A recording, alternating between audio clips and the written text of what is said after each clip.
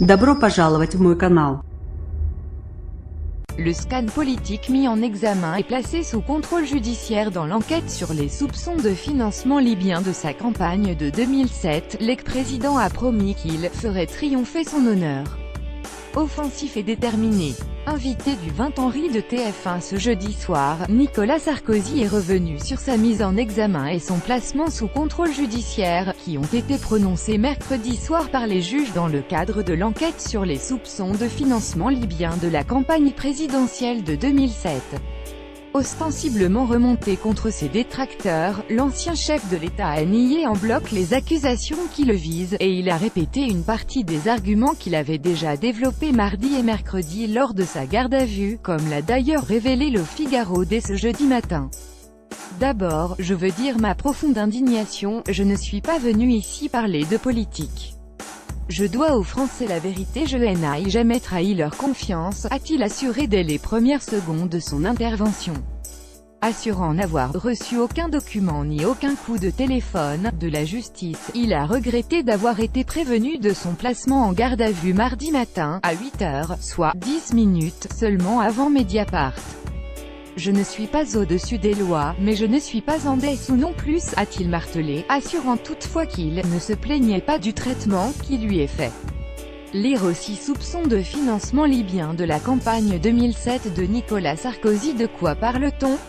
Estimant que les accusations qui le visent sont des monstruosités qui ne relèvent pas du mensonge mais de l'ignominie, l'ancien président de la République s'est ensuite lancé dans une longue et violente charge contre ses détracteurs. La bande Kadhafi, qui est une bande d'assassins, le père, le fils, le neveu, le voisin, le porte-parole, la maîtresse, le beau-frère m'agonise d'injures calomnieuses, a-t-il asséné, avant de fustiger le dictateur libyen, traité de fou et d'illuminé qui prenait certainement des produits stupéfiants. Il s'en est ensuite pris au sulfureux intermédiaire Ziad Takieddine, un sinistre individu et un escroc. La politique c'est fini, mais la France ne sera jamais finie. Nicolas Sarkozy s'est également étonné de voir que la parole d'un ancien chef de l'État qui n'a jamais été condamné était mise au même niveau que celle d'assassins, de criminels et de délinquants qui ne produisent aucune preuve. C'est la France et la fonction qui sont en cause, a-t-il regretté, rappelant que la bande d'assassins et d'escrocs qui s'en prenaient à lui dans cette affaire avaient tous été condamnés pour cela. On est quand même dans un état de droit, on ne peut pas faire cela, a-t-il ajouté, refusant la plaisanterie sur ce sujet qu'il prend très au sérieux.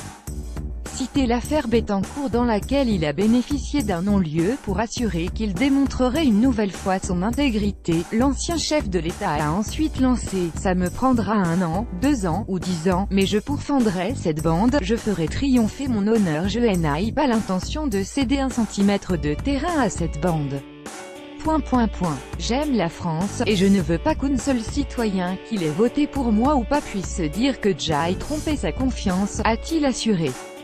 Avant de glisser, la politique c'est fini, mais la France ne sera jamais finie, je suis blessé au plus profond de moi-même, l'ex-patronne de la droite qui dit avoir compris, il y a très longtemps, soit depuis qu'il est tout petit, que sa vie serait passionnante mais que ce serait une vie de combat, a laissé entendre qu'il pourrait être victime d'une sorte de cabale. Vous imaginez la gravité de ce qui se joue? Si ce que je dis est vrai, si c'est un complot, si Mediapart a servi pendant des années de porte-voix, avec un document reconnu comme faux par la justice, que ce ne serait pas un scandale encore plus grave, a-t-il interrogé. Il faut des preuves, c'est trop grave. Je ne peux pas laisser faire ça, a-t-il ajouté. On n'a pas le droit de traîner des gens dans la boue parce qu'une bande d'assassins, de menteurs et de manipulateurs ont fait ce qu'ils ont fait, a finalement conclu Nicolas Sarkozy. Je veux que chacun comprenne que je suis blessé au plus profond de moi-même. Non pas pour moi, mais pour le pays, et pour la fonction que j'ai exercée, a-t-il poursuivi.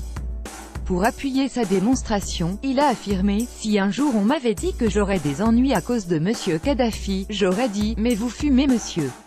Reste désormais à attendre les suites que la justice entend donner à ces investigations.